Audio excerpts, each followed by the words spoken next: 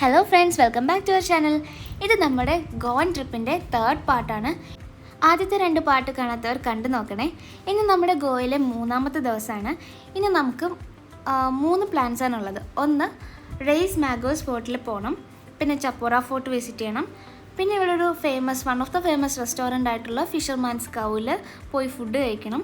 പിന്നെ തിരിച്ച് ഹോട്ടലിൽ വന്നിട്ട് സ്വിമ്മിംഗ് പൂളിൽ കുറച്ച് നേരം സ്പെൻഡ് ചെയ്യണം. പിന്നെ വൈകിട്ട് ഷോപ്പിങ്ങിനായിട്ട് കലൻകുട്ടി ബീച്ചിൽ പോകണം. ഈ സൈഡിൽ കാണുന്നതാണ് റെയ്സ് മാഗോസ് ഫോർട്ട്.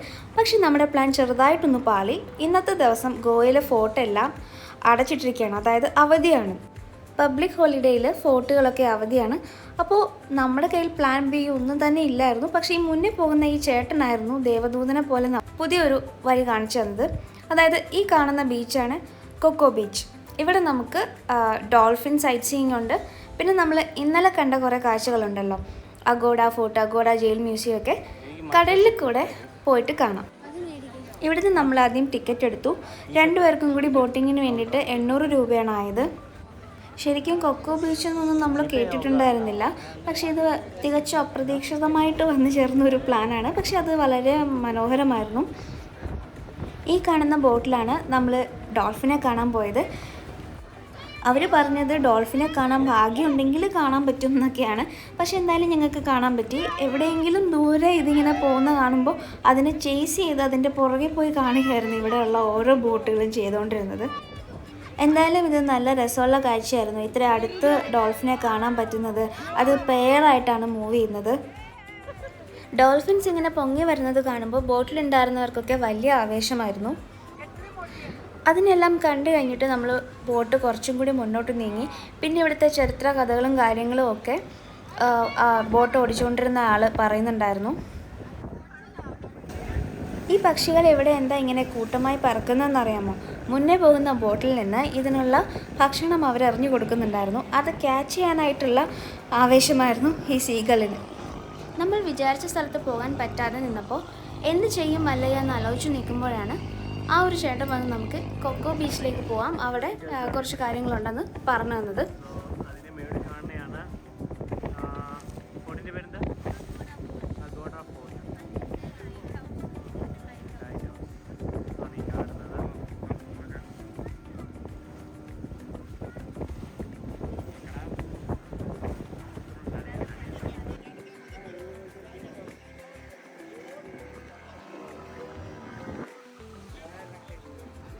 എല്ലാം കടിച്ചു ഈ കാണുന്നത് പണ്ടത്തെ ജയില്, മേളിൽ കാണുന്നത് അഗോഡ ഫോർട്ട്, അതിന്റെ സൈഡിൽ കാണുന്നത് light house. Cap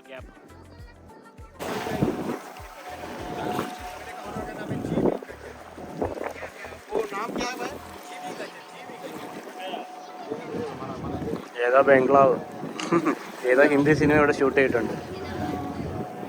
Jimmy Kutch.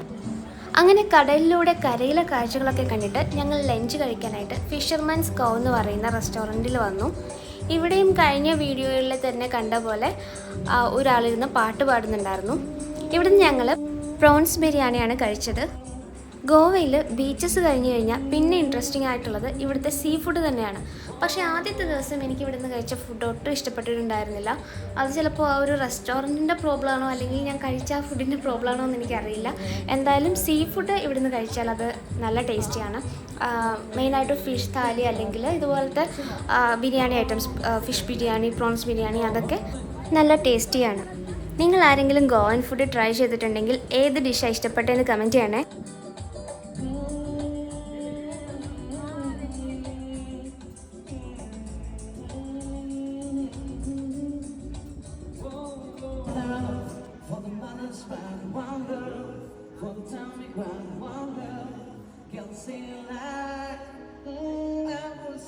കുറച്ച് നേരം റിലാക്സ്ഡായി അവിടെ ഇരുന്ന് പാട്ടൊക്കെ കേട്ട് ഫുഡ് കഴിച്ചതിന് ശേഷം ഞങ്ങൾ ഹോട്ടലിലേക്ക് പോയി. ഹോട്ടലിൽ വന്നിട്ട് കുറച്ച് നേരം നമ്മൾ സ്വിമ്മിംഗ് പൂളിൽ ടൈം സ്പെൻഡ് ചെയ്തു. ഇതാണ് നമ്മൾ സ്റ്റേ ചെയ്ത രമദ ഹോട്ടൽ.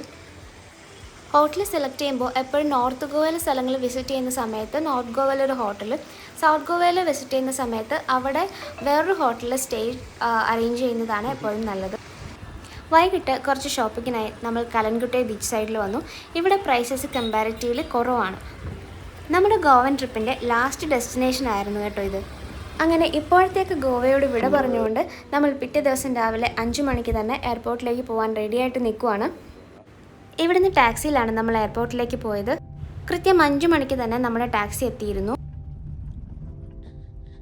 വീഡിയോ ഇഷ്ടമെങ്കിൽ ലൈക്ക് ചെയ്യുക, ഷെയർ ചെയ്യുക, സബ്സ്ക്രൈബ് ചെയ്യുക. പുതിയൊരു വീഡിയോയിൽ പുതിയ വിശേഷങ്ങളുമായി കാണുന്നവരേക്കും tata, bye bye and take care.